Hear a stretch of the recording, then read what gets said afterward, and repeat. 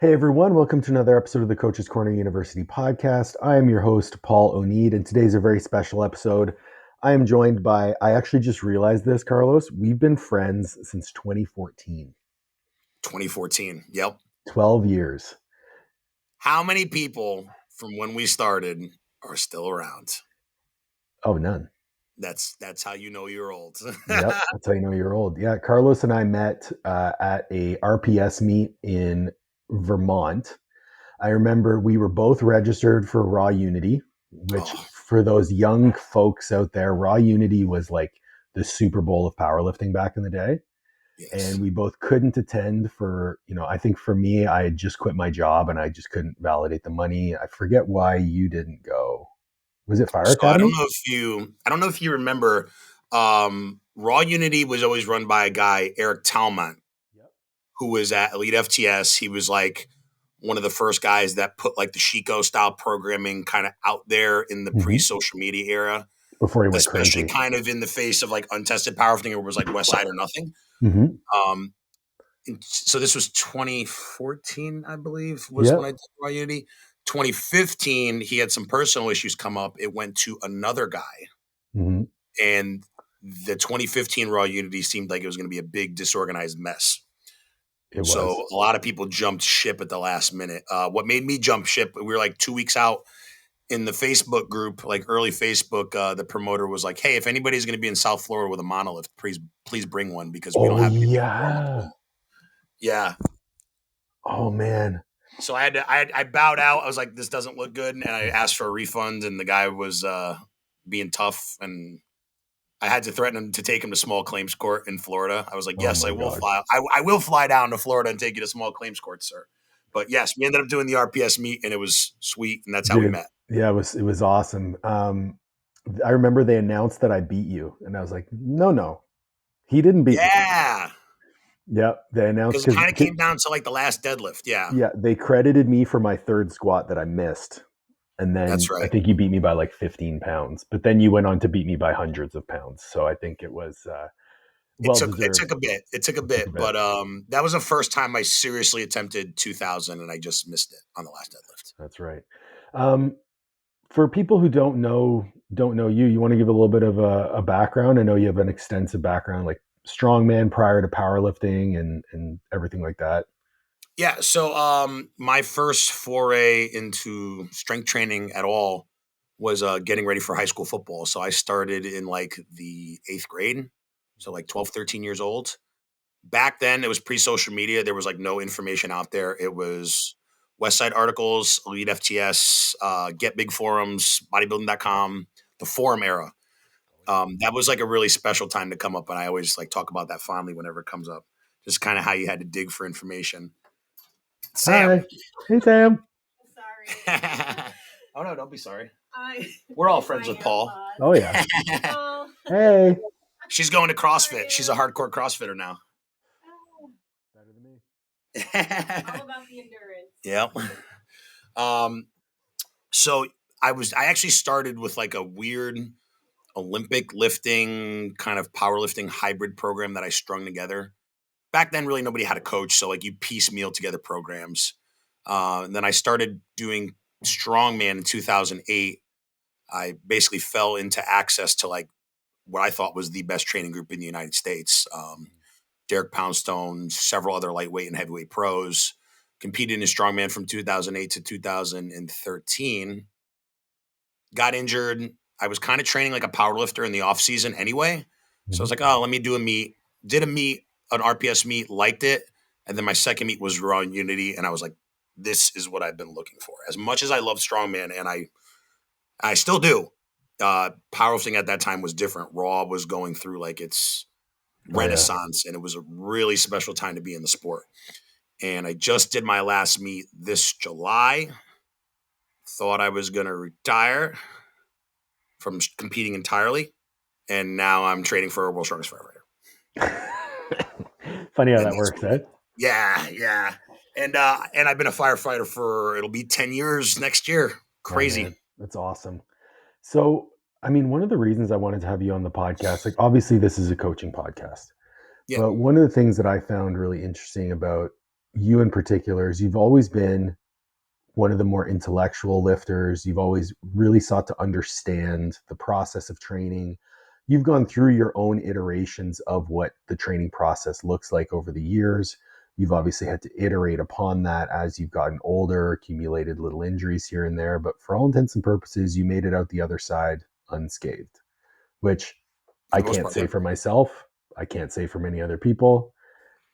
You know, why have you never coached?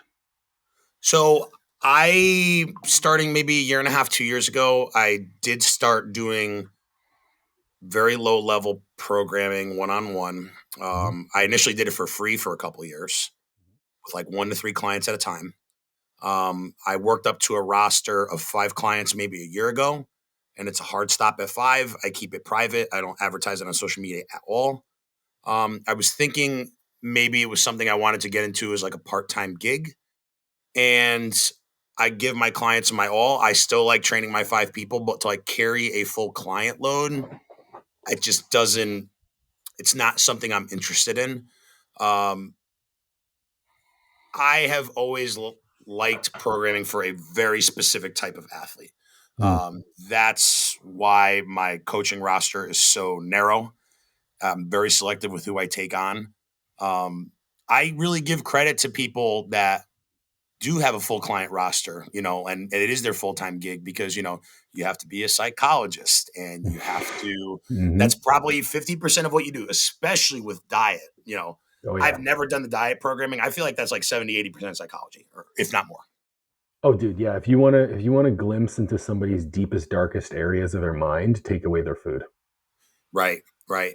And not even taking away food. Food is a very like emotional Mm-hmm. attachment that's deeply rooted in psychology. So like you kind of have to tread lightly if you want to not just keep clients paying you, but like do the right thing by the client and actually have them succeed.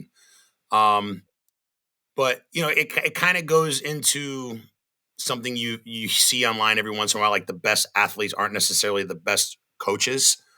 Um, I'm not saying I'm a bad coach, but for me during my competitive career, it was very hard to think about focusing on myself and focusing on my career outside of strength sports, Right. and then giving my all to 25 or 50 people.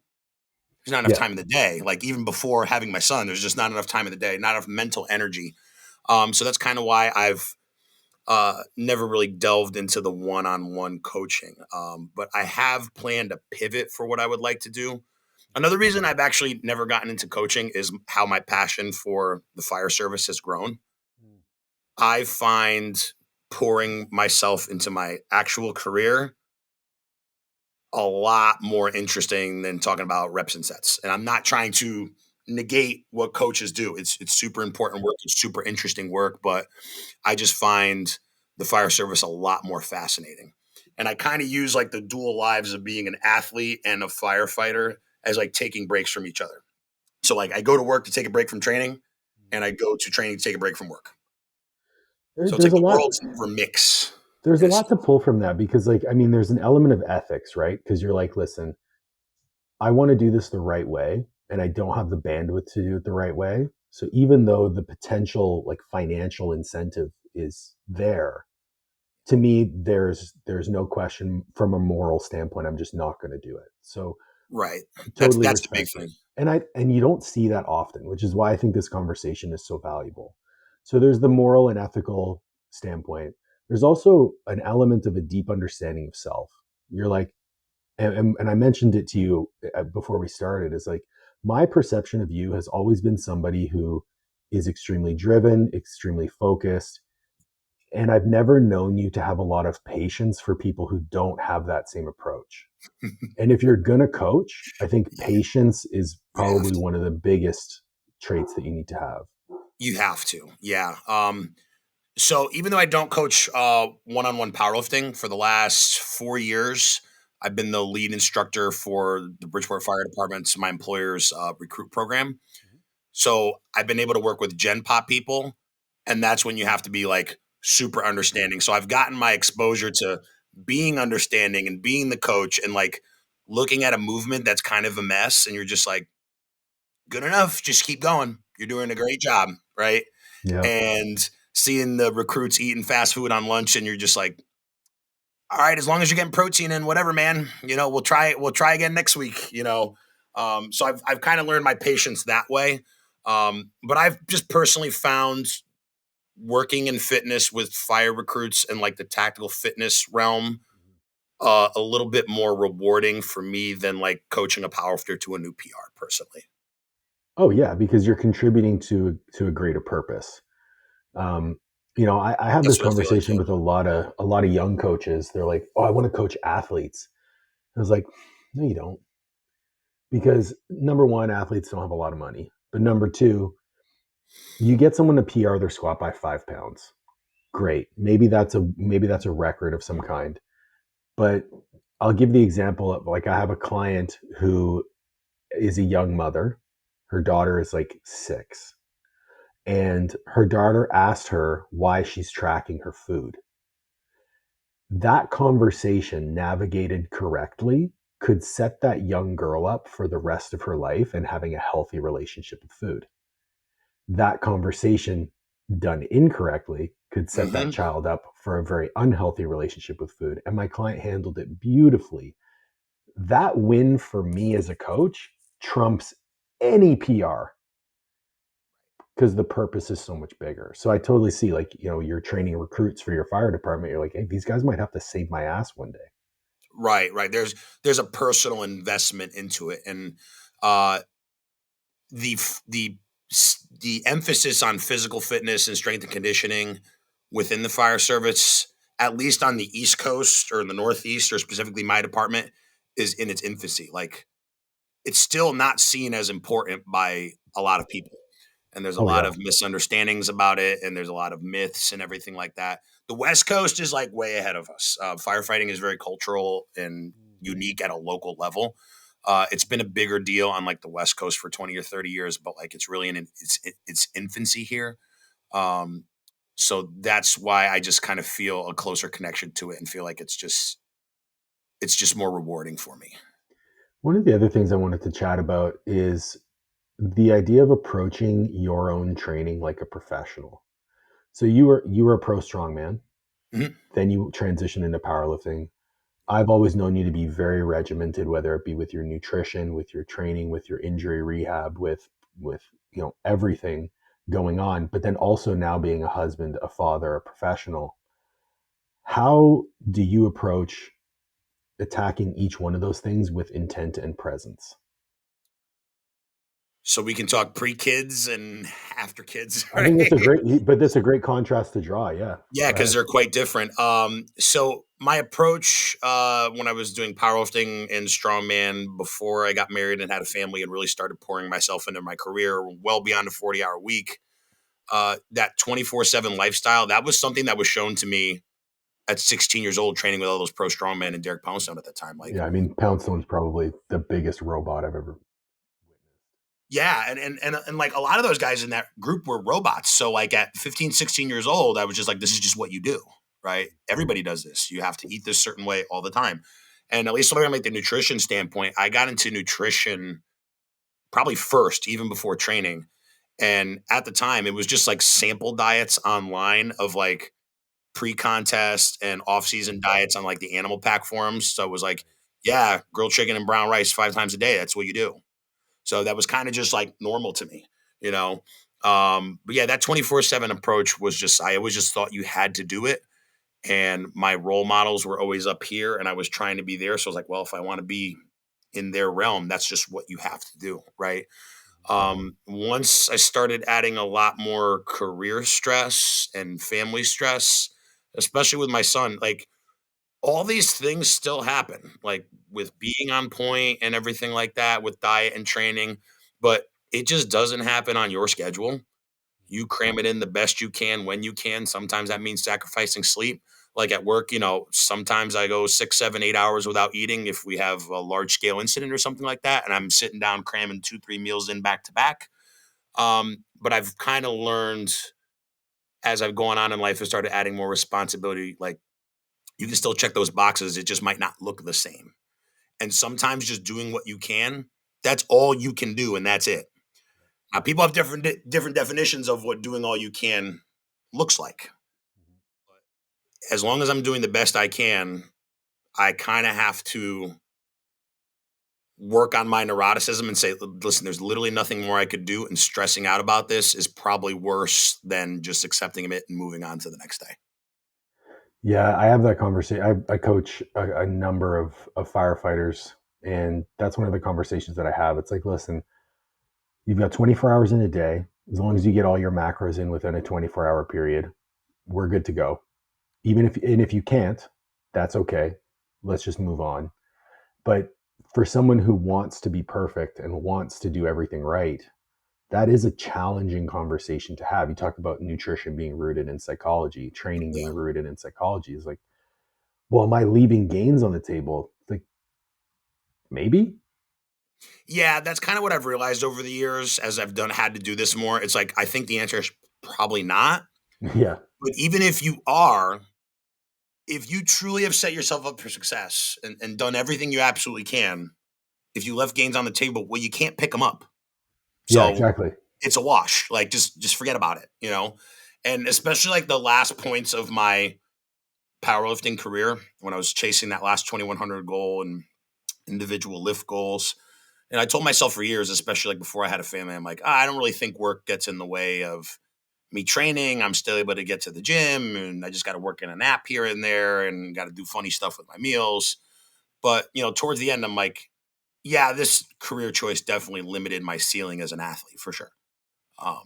But I was able to have that conversation with myself and say, all right, well, when I was fully devoted to my goals in powerlifting, but didn't have as much goodness in my life with my career and my family, was I really happier than I am now? Like, would it be worth like not having my family being the state that it's in and the state of the career that I'm in to hit a number? And the answer is definitely no. So yeah, I think that again comes back to self-awareness and having your values in check. I mean, as long as I've known you, like, I mean, you were with Sam when I first met you. How long yeah, have you guys been together? it'll be 13 years and Amazing. 7 married. That's amazing, man. I met her when I was 20 years old, man. Yeah. That's beautiful. Yeah. Yeah, I mean, you know, that level of self-awareness, that level of understanding of your priorities, you're in a situation where it's like, if you're non-negotiable with your priorities and your family is up top, well, then you fit the rest of the shit in. Like, Right.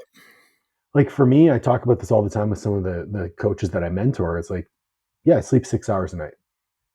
Mhm. Is that ideal? No. I also train 16 times a week. Is that ideal? No.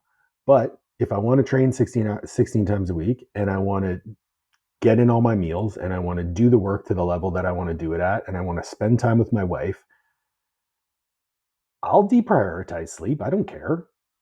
Yeah, absolutely. Like, I'm not team no sleep. Yeah, no. But Sometimes. it's quite regularly. Yeah. I got a watch recently. I've never like worn wearables, and like my average this last week, it's been a bad week. It's like 5 hours or Yeah. less. What's your Um, HRV?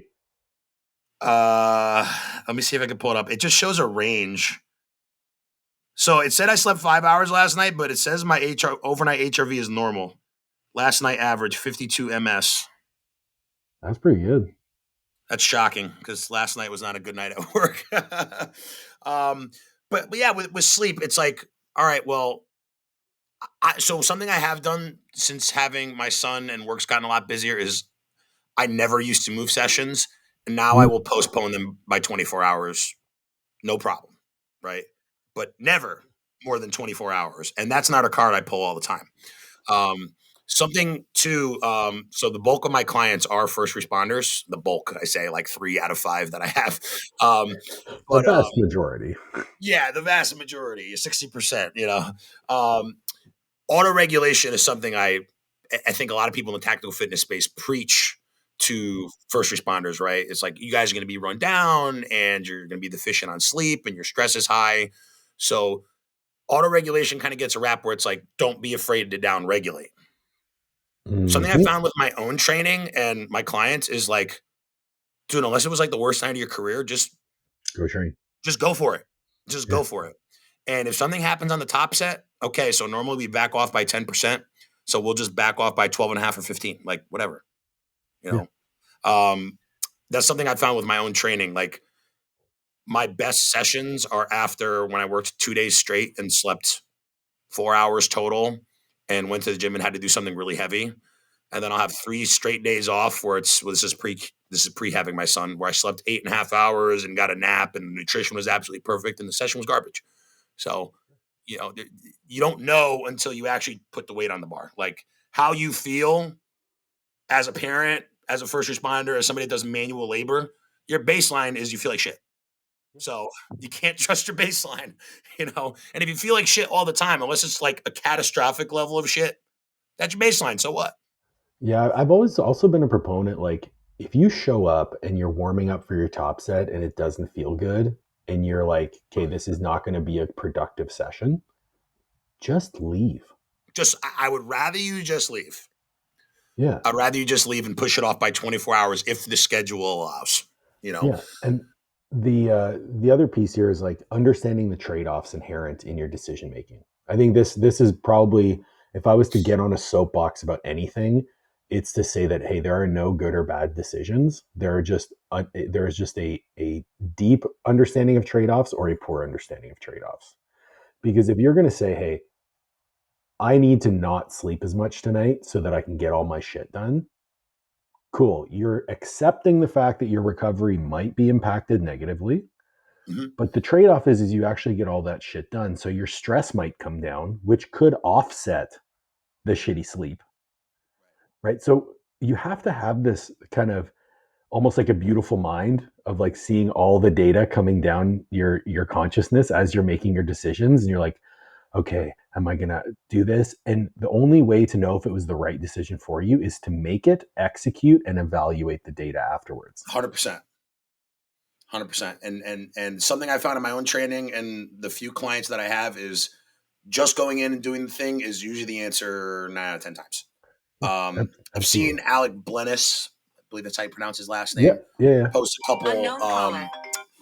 couple much more academically structured arguments that I would make that training for sleep and getting a session in versus having your nutrition absolutely perfect, both are worth the trade-offs more often than not. And I agree 100%.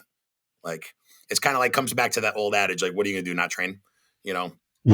Especially like if your schedule is loaded. This is something that happens more times than I can count.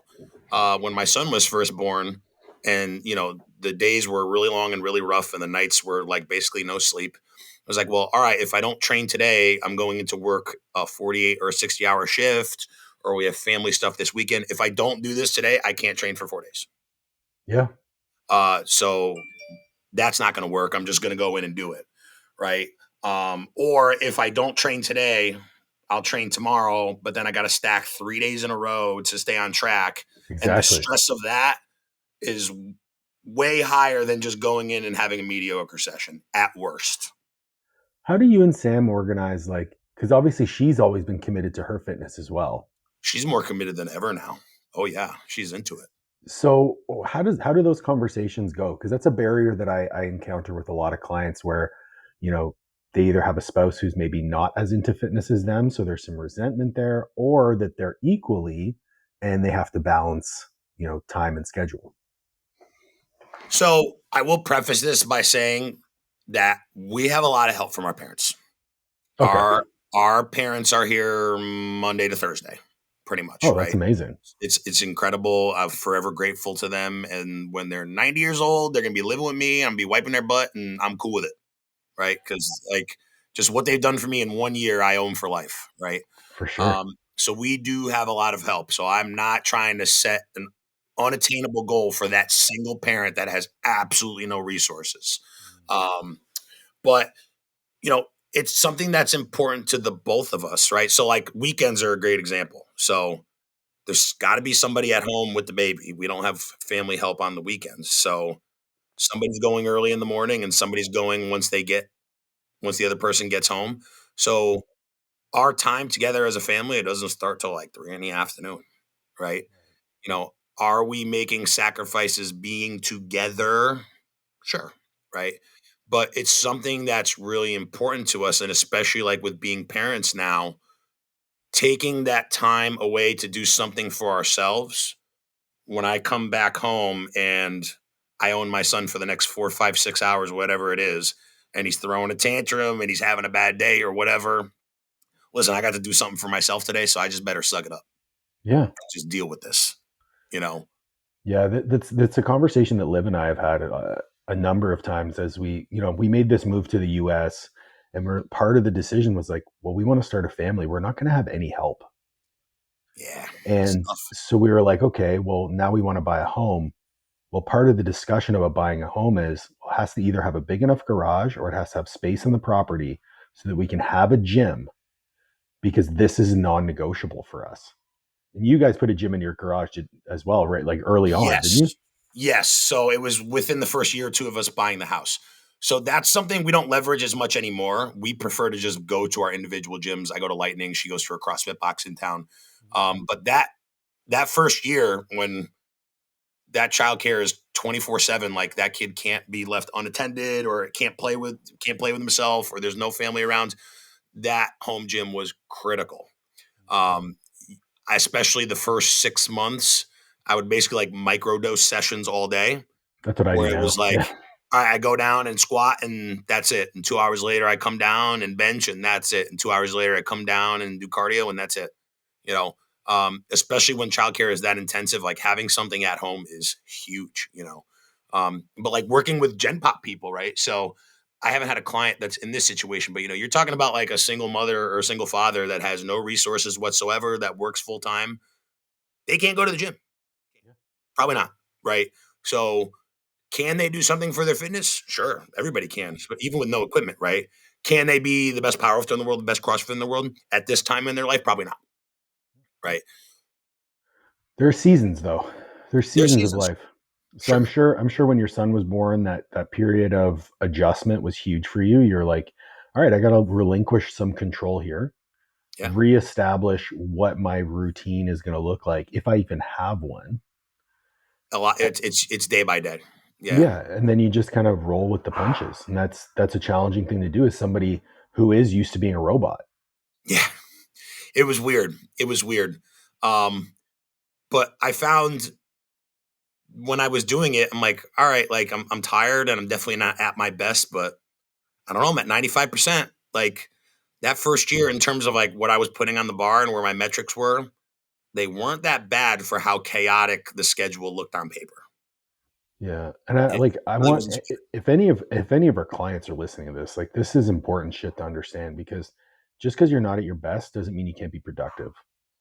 Right, right, right. And, like if you are a power lifter, right? So kind of like the top set and back off work, higher intensity stuff is something that's really popular right now. It's something I leveraged for the last several years of my career. I absolutely love training that way, right? But I mean, how many of us got strong on good old linear block programming, right? When I was doing linear block programming, when I had a almost 800-pound wrapped squat, a lot of my off-season work was 455, 495, right?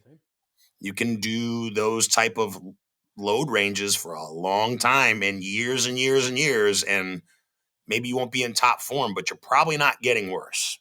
I remember like to your point. So when we met at that Vermont meet, when I squatted 585 in sleeves at that meet was the heaviest I had ever squatted in sleeves ever, because all of my training in sleeves was like below 495. Right, right. And I think again, tools in the toolbox. You accumulate all these tools in the toolbox that you can use and leverage different seasons of life. Um, yeah, Yeah, I you love the definitely have to get message. less dogmatic with your training.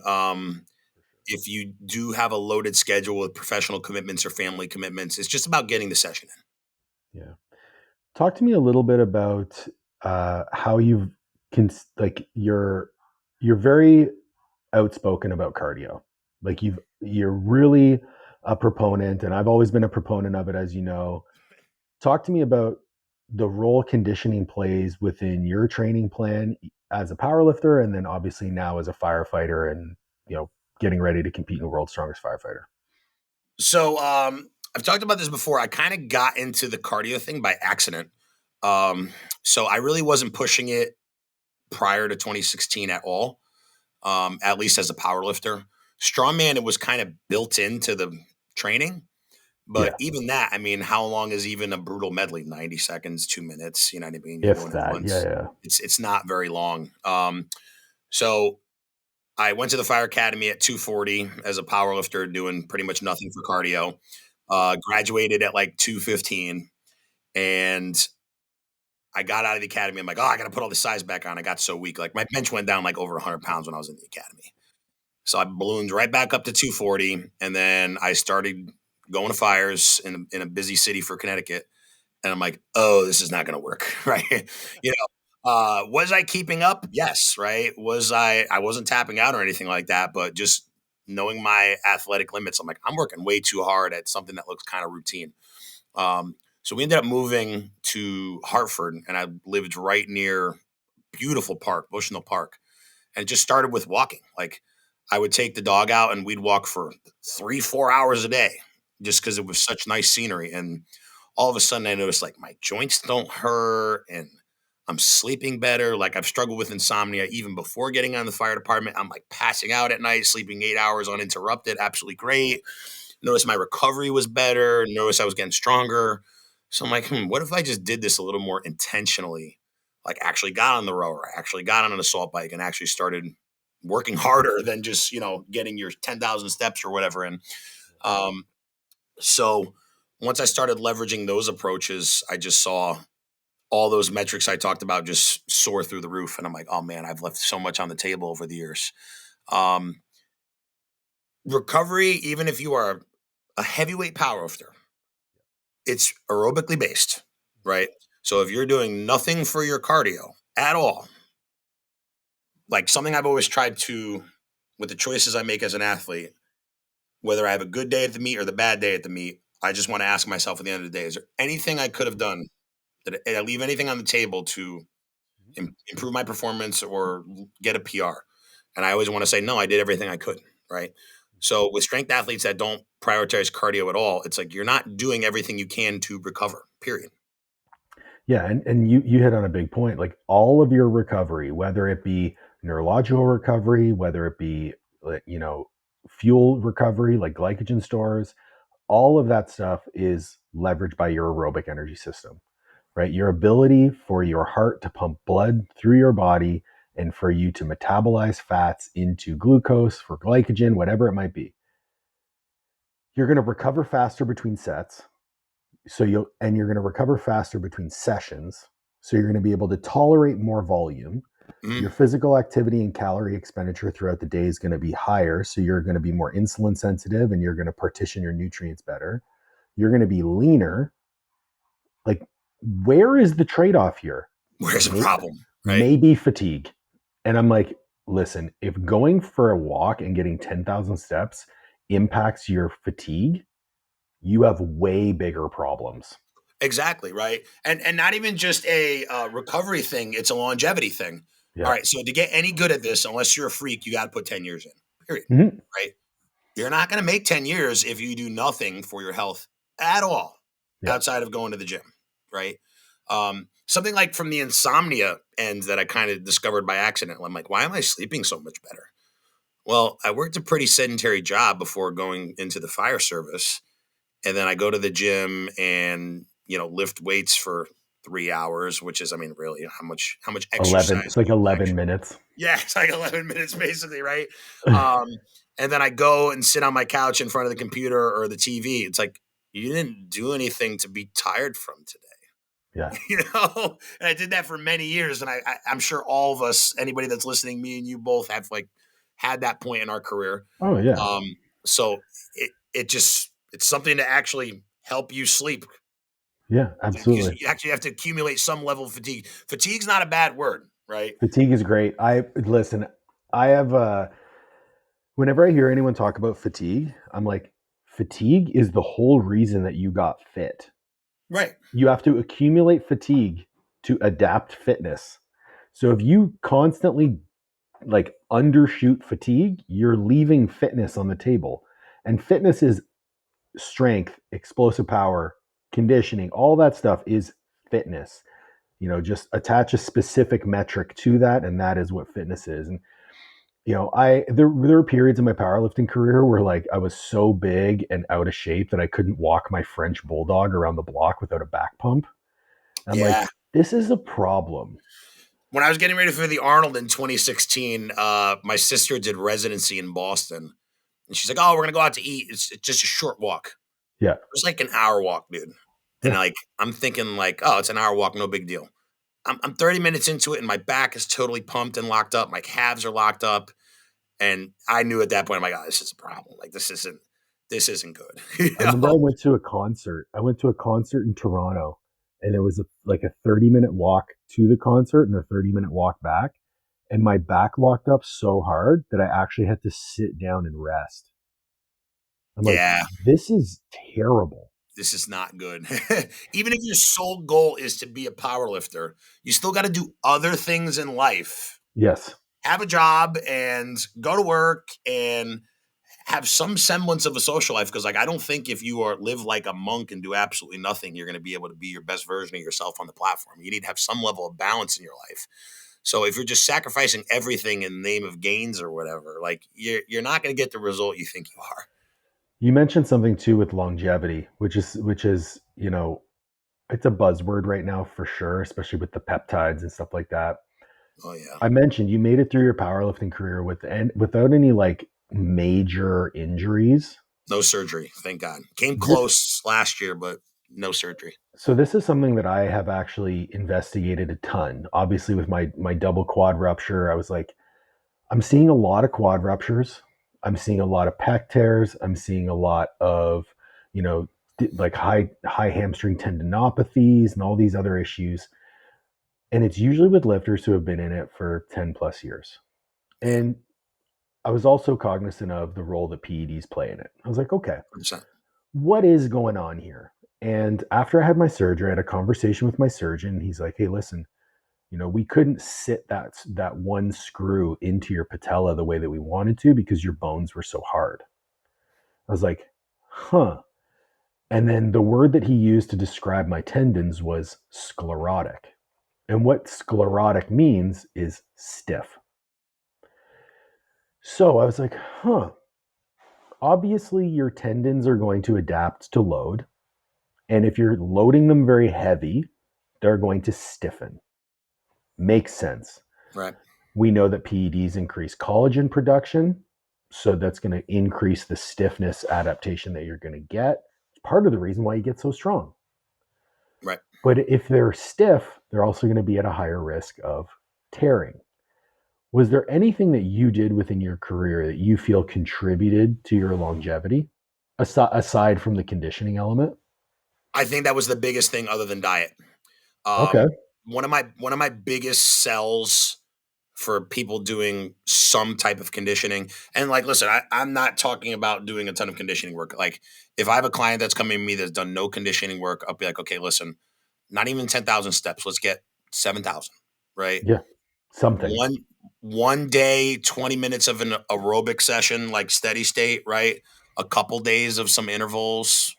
That's all you need, man. It's a bare minimum amount, right? Mm. But what are lifters always seeking out, right?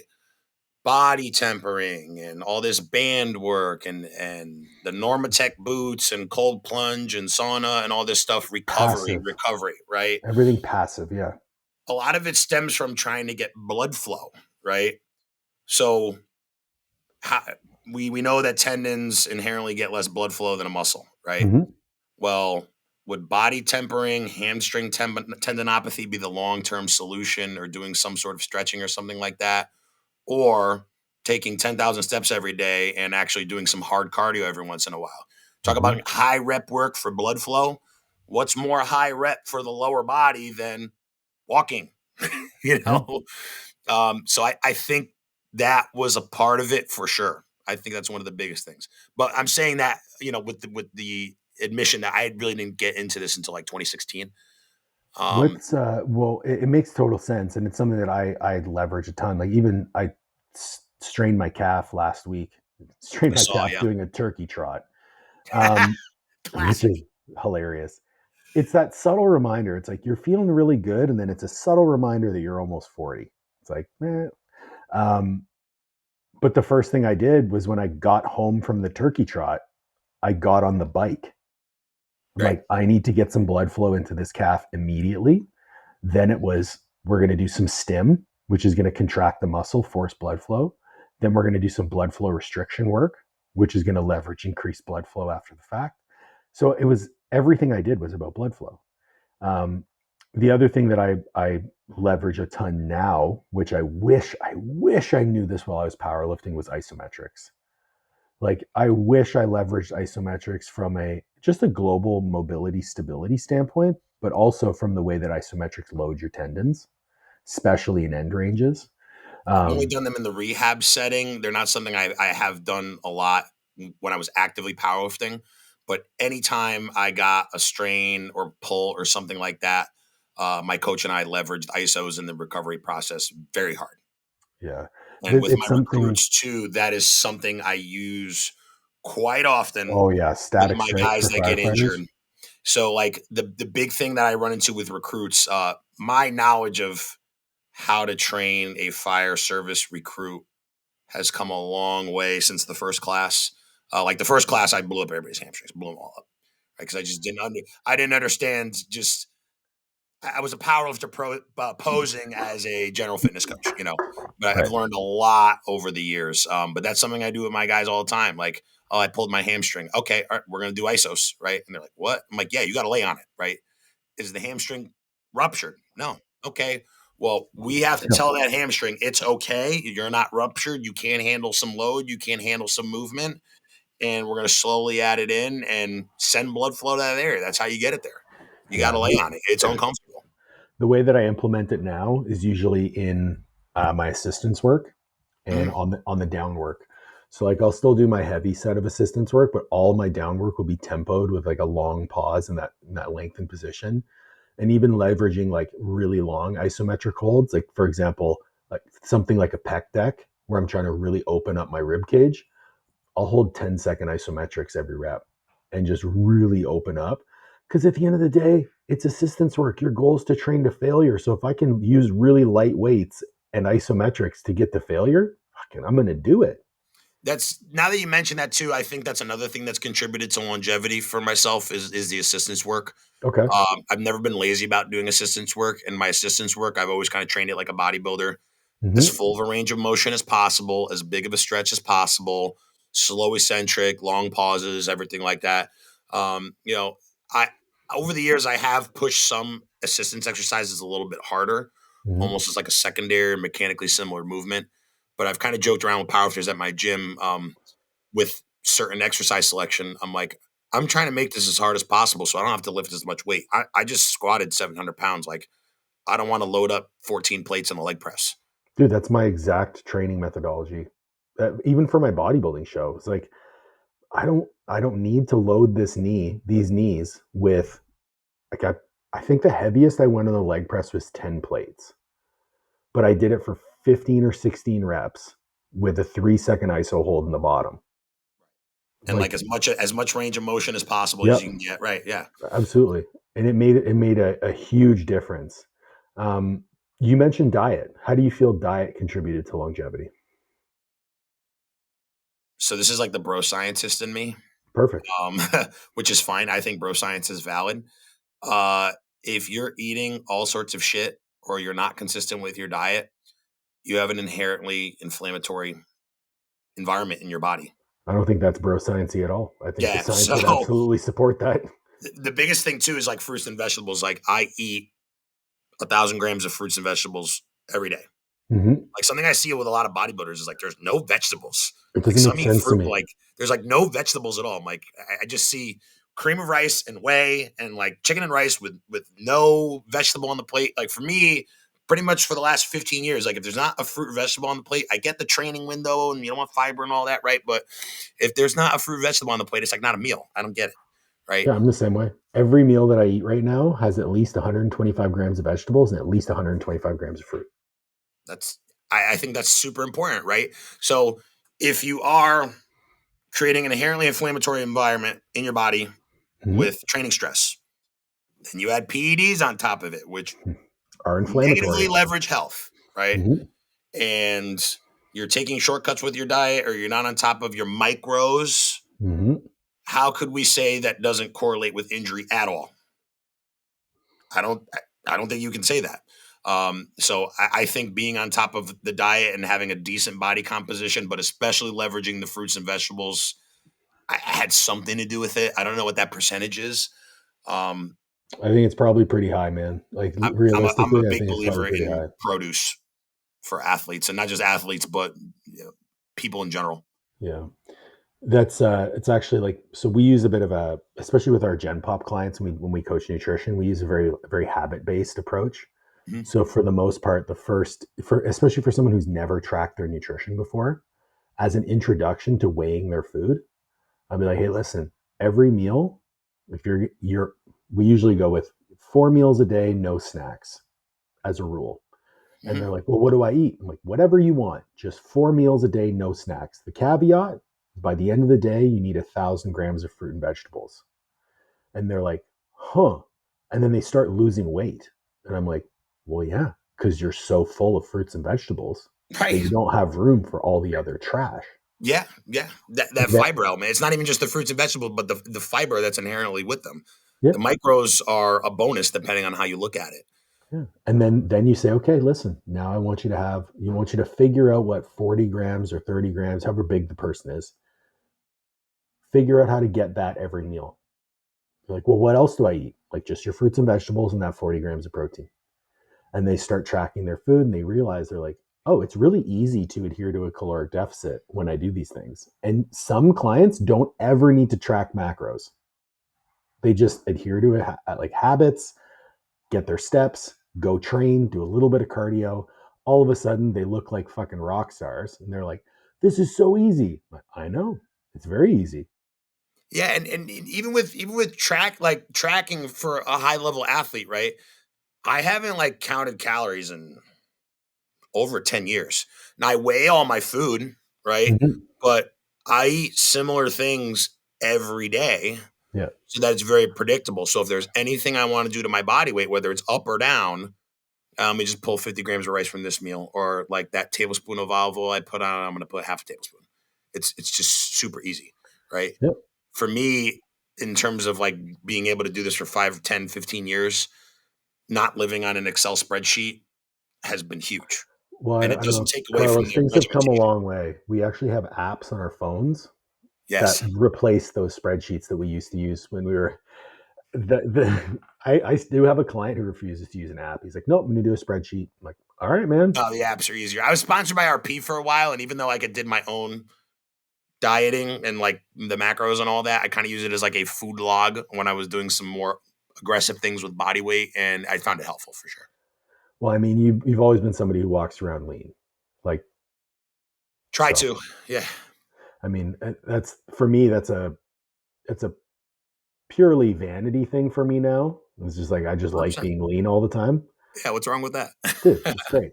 So I want to be mindful of time, and this is a conversation I wanted to have with you specifically. Was the idea of identity.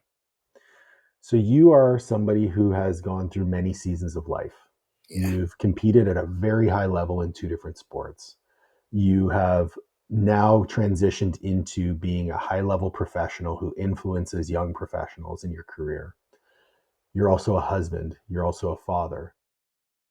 I'm a big believer that your identity is reflected in the things that you do, but it is not, it inherently is who you are. The things that you do are not who you are. How do you view your identity within the construct of your life? So I'll start with sport, because we've been talking about sport and kind of my transition out of powerlifting. I've known the writing has been on the wall for me as a powerlifter for probably the last 5 years. I realized as I've devoted myself to my career more and wanted to have a family and everything like that. And also just like we started off this podcast, how many people that were competing with us in the beginning are left, right? So with red lines in the sands that I've drawn with pushing body weight and PEDs and things like that, and non-negotiables with my family and everything like that. I knew kind of the end was near. So for me, it was that 2100 goal was the last thing I'd be able to feasibly achieve without having to cross those red lines. And also too, like talking about from an injury perspective, like, okay, like if I went past this 2100, how long has it taken me to get here? And really what's left, right? I've kind of realized that if I continue to compete in powerlifting, like, all right, I haven't had surgery at this point, but I'm getting one.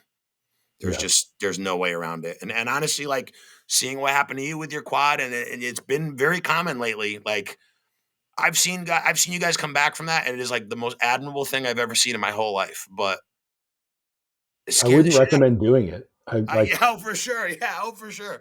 I took a dive last year on a squat and got away with it. And I only got away with it because I dumped it. I felt very bad about dumping it, right?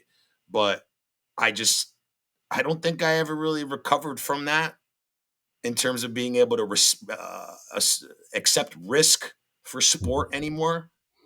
It bothered me for a while, and I worked with a sports psychologist, Amelia from Cerebral Wellbeing on Instagram.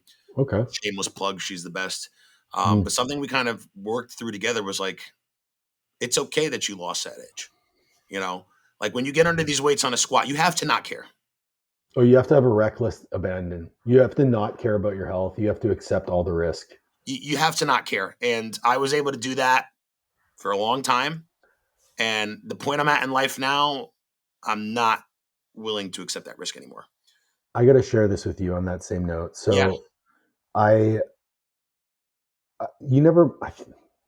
don't think you met my parents, but my dad is he speaks only when he has something to say. And he has this really kind of subtle sense of humor. So when we got home from the hospital, we had just Liv's mom drove us 7 hours from where we were to my house. And I was in the trunk of the SUV the whole time. I pulled out, I kind of pulled myself out of the trunk into the wheelchair. My parents were there. My mom was crying. My dad looked at me. He goes, I guess you got your money's worth. And you're laughing. And I laughed as well because I knew exactly what he meant. Yeah. He's like, powerlifting gave me everything in my life, from my career to, the notoriety that I have. And, even my wife, our first date we went to the gym. Like the gym and training has given me everything in my life. 100%. And if the price that I pay was 9 days in a hospital and 6 months of rehab, I would pay that 10 times over for the life that I live. I can't argue with that at all. And that's the mentality that you have to have under these weights. Yeah. So now that you say that too, like my career, I would have never gotten into a manual labor job. I never really thought that was for me, but I need that sense of like physical strain and stress in my career to be interested. And I need extremes to be interested, right? Mm-hmm. I'm a 0 to 100 person, right? I'm either 100% into something or not interested at all. Definitely have some undiagnosed ADD as a kid or anything stuff like that, right? But like in the fire service, when there's a big column of smoke down the street and there's people jumping out the windows, you're paying attention, and like you are highly invested in the outcome of what you're going to. So powerlifting got me my job. That's how I met my wife. I met her at the gym, right? It's given me my identity. Even if I never compete again and downsize to 150 pounds, I'll still have that identity for whatever that's worth. Please don't do that. No. It's going to be a slow step down process. But just everything I've learned about how to be a student in my career, like everything is all tied to powerlifting. So with part of doing this last meet, it's like, what else is there left to do? Yeah. Other than potentially get catastrophically injured and burnt out and have a negative view on the sport and get hated up. I don't want to do that. This sport's giving me everything. I love it. Yeah, I love it too. And I mean, it does pain me to see what it's turned into.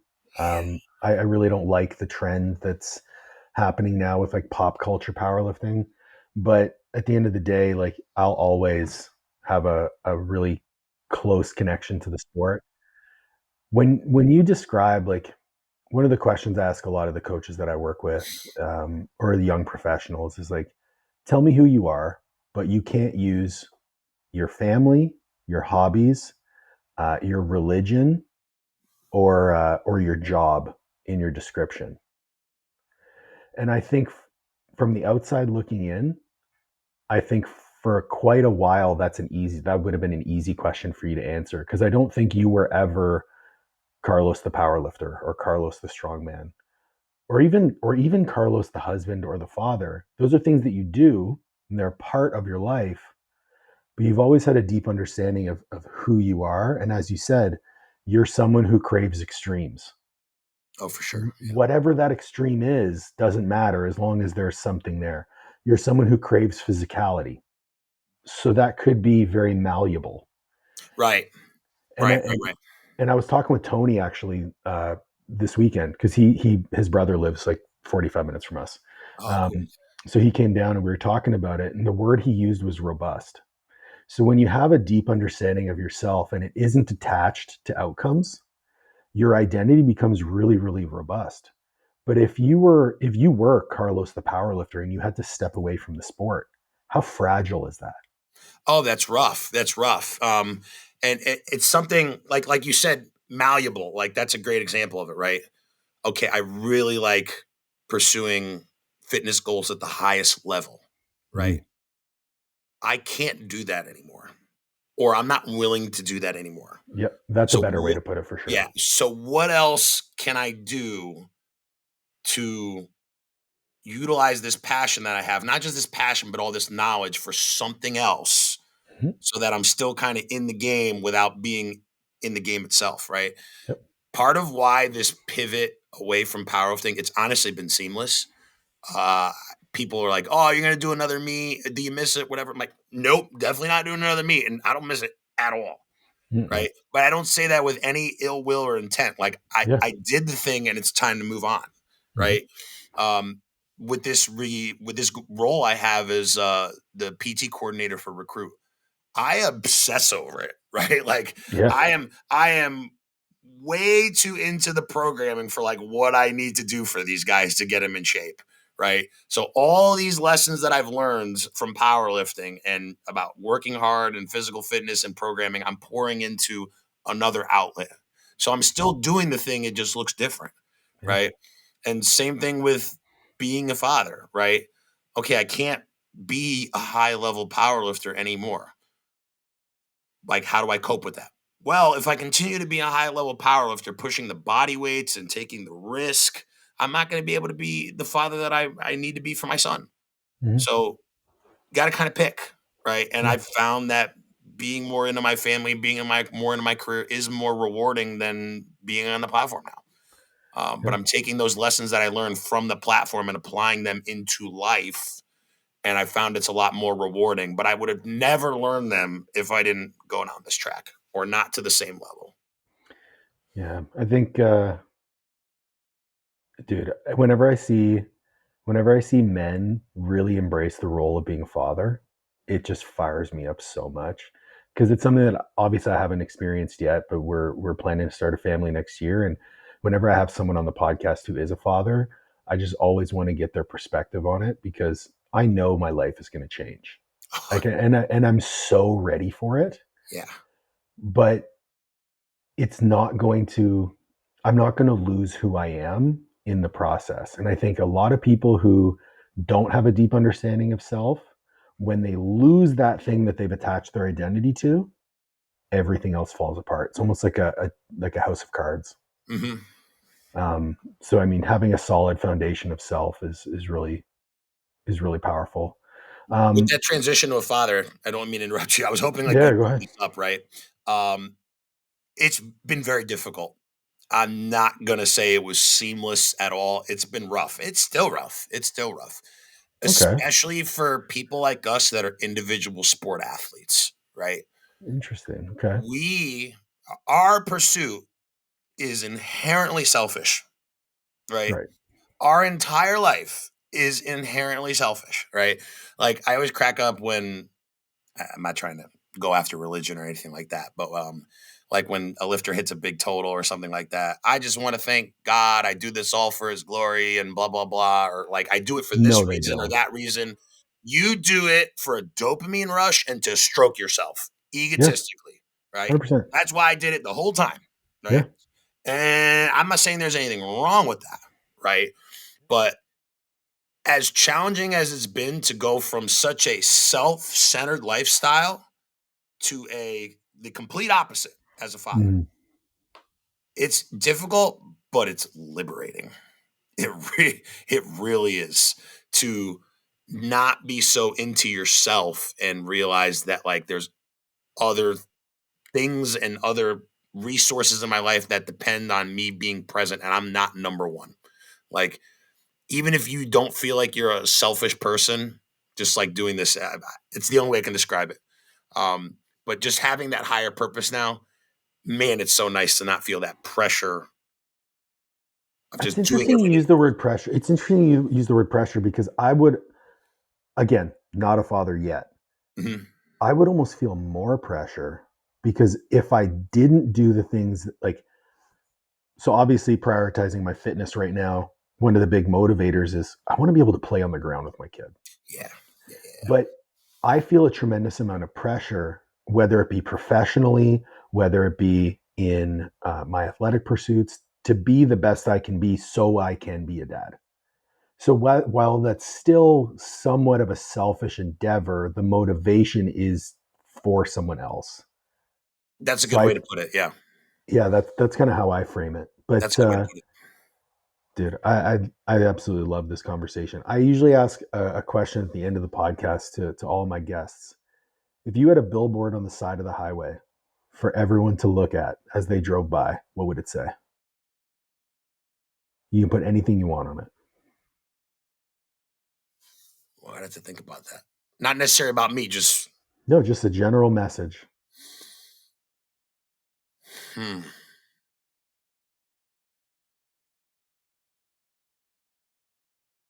Oh man. You might have to edit this. I'm really gonna have to think about this. um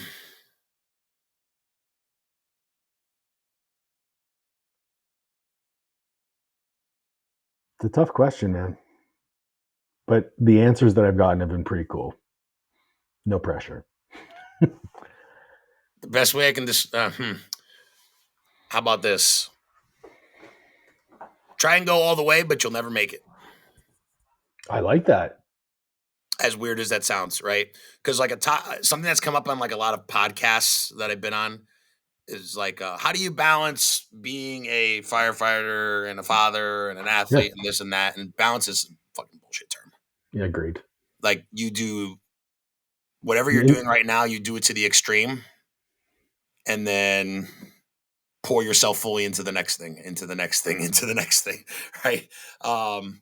That's the only way I can describe it. Um, like I liked being an athlete at the extreme level. I like being a firefighter at the extreme level. I'm trying my absolute hardest to be a father at the extreme level, right? Not just being able to provide financially for my son, but something with like our generation of parents is we're trying to provide that emotional end, right? So do I want to be firm with my son and raise him on the straight and narrow and give him all the best financial resources and access to everything? Yeah, 100%. But like also too, if he gets a B plus, hey man, I'm really proud of you. Good job. yeah. You know, Did you put everything you had into that? did you put everything you had into it? Right. And whether or not he did, right, Mm, maybe not be so super critical in the moment and kind of like compliment sandwich and give some resources. Hey, maybe this is how we can do a little better next time. Think of how good you feel right now. If we did this, you can feel even better, yeah, you know, I love that. versus like just such a strictly goal oriented outcome. Cause that's a trap, we can fall into with generational trauma, raised by immigrants, right? You're a Lebanese. Are you first, second Yep. generation? Yeah. Yeah. My dad came to Canada when he was 26. Immigrant parents, man. I don't know how your childhood was. I had a great childhood. I have the two best parents in the world. Me too. In the Yeah. world. but very goal oriented and on to the next thing, on to the next thing, on to the next thing. Hey, what's wrong with right now? You got a 98? Where's the other 2%? Right. Right. Like you can live in the moment sometimes, and that's okay. Yeah, right? I agree. Tomorrow will be tomorrow, but let's celebrate today. I love the message, because I'm a big believer that, life is a journey, and you might think you have a destination in mind, but the best view of the next mountaintop is the mountain you just climbed. That's how I look at it. 100%, right? If what was your image of what your life was going to be 15, 20 years ago? Is it the same that it is now? Oh my God, no. Not no, but when I make decisions these days, like, so I'm going to buy a new car soon, if I can get out of my fucking truck. Like the car that I'm going to buy, part of the motivation is I want 10-year-old Paul to think I'm cool. Yeah. There's nothing wrong with trying to satisfy that child from 15, 20 years ago. Yeah. There's nothing wrong with that. Dude, I really appreciate your time. Thank you so much for joining. Where can people find you? Just Instagram right now, creyes242. I don't do YouTube or anything like that. So yeah, I talked about, I'm not really so much into one-on-one coaching. I think kind of my next pivot in life in coaching in the fitness space is, I'm not sure, I don't even think I'm going to brand it at all. But my next kind of foray is going to be speaking engagements, specifically in the fire service, about fitness at conferences and stuff like that. I feel like that's something that's not really talked about. So potentially stay tuned for that. I feel like that's a big rock in the fire service that hasn't even come close to being turned over. And potentially in the template coaching space, maybe getting into that as well. So those will probably be on my Instagram and things like that. I'll definitely take a look, and I'll have links to where everyone can find you in the show notes. Appreciate it, man. Thank you. Thank you, everyone, for joining. Please make sure to like, share, subscribe, ring the bell for notifications. We'll catch you on the next one.